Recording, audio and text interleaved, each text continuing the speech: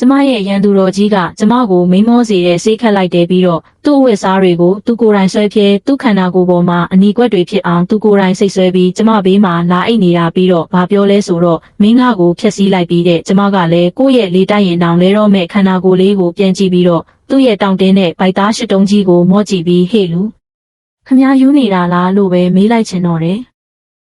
ကျမကတော့နန်းတော်ထဲမှာအားနည်းဆုံးမင်းသမီးလေးဝူယူပါမွေးကလေးကယောဂပေါင်းစုံနဲ့မှုလွန်ခဲ့တဲ့3နှစ်ကအသက်ဆက်ဖို့နီလန်းရှာရင်မြို့တော်ကနေထွက်ခွာခဲ့တာပါအခုတော့ပညာစုံလို့မြို့တော်ကိုပြန်ရောက်လာတဲ့အခါမှာတော့ခမဲတော်ကကျမအတွက်နန်းတော်ပွဲကြီးကျင်းပပေးပါတယ်ခမဲတော်ကသမီးပါလို့ခြင်းလဲလို့မေးတော့ကျမစိတ်ထဲကနေကျန်းဖုံးကျမကိုအဲ့ဒီလိုမျိုးစိုက်မကြည့်ဖို့ပဲလိုချင်ပါတယ်လို့ဖြေမိတယ်အဲ့ဒီကျန်းဖုံးဆိုတဲ့ကောင်ကကျမရဲ့ရန်သူတော်ကြီးပေါ့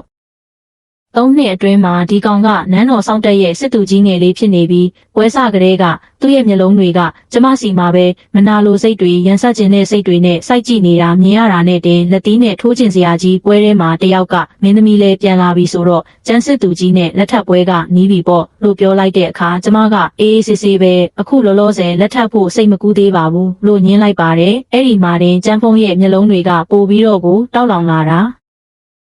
ကျမကသူ့ကိုပြစ်ထားတဲ့လင်းကောင်မပေါ်မရလိုမျိုးအမျိုးတကြီးကြည့်နေတာပွဲပြီးကန်ဒီမှာနန်းတော်အစီကံမလေးကတတိယမကတစ်ခွက်လာချပေးပါတယ်ကျမကတော့လောကအနှံလှည့်လည်ခဲ့တဲ့သူဆိုတော့အနှံလေးရတာနဲ့တင်တီးလိုက်ပြီ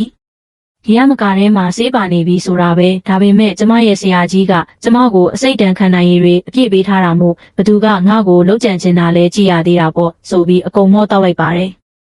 ပြီးတော့ကျန်းဖုံးနဲ့မျက်လုံးချင်းစုံသွားတဲ့အခါသူကချက်ချင်းပဲမျက်နှာလွှဲသွားတာအော်ကျန်းဖုံးမင်းကဒီလိုအောက်တန်းကျတဲ့နီးကိုသုံးတာလားပေါ့ကျမလည်းစေးမိတယ်လို့မျိုးဟန်ဆောင်ပြီးအပြင်ကိုထွက်လာခဲ့ပါတယ်နောက်ကနေတိတ်တဆိတ်လိုက်လာတဲ့သူကတော့ခင်တဲ့အတိုင်းကျန်းဖုံးပါပဲကျမနဲ့ကျန်းဖုံးရဲ့ပတ်သက်မှုကကျမ3နှစ်သမီးတုန်းကစခဲ့တာပါ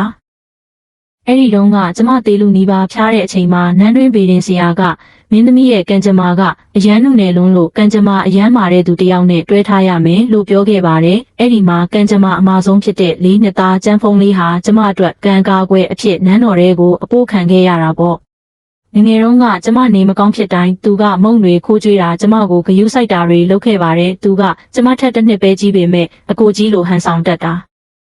ဒါပေမဲ့သူ့မှာပြဿနာတစ်ခုရှိတာကသူကအုံနောက်တိတ်မကောင်းတာပဲကျမ9နှစ်သမီးတုန်းကကျမဖျားနေတာကိုကြည့်ပြီးသူကဈေးတိုက်ထဲကဂျင်းစင်းအမြင့်ကြီးကိုခိုးယူပြီးတစ်မြစ်လုံးကိုစွပ်ပြုတ်လုပ်တိုက်ပါလေရောအဲ့ဒီမှာတင်ကျမဟာနှာခေါင်းသွေးတွေပန်းထွက်ပြီး3လလောက်အိပ်ရာထဲလဲသွားပါတော့တယ်သူ့အဖေစစ်သူကြီးကသူ့ကိုအပြင်းထန်ရိုက်နှက်ဆုံးမခဲ့ပေမဲ့သူကတော့ကျမဘေးမှာပြပြတလဲနဲ့မျက်ရည်တုပ်ပေးခဲ့ရှာတာပါ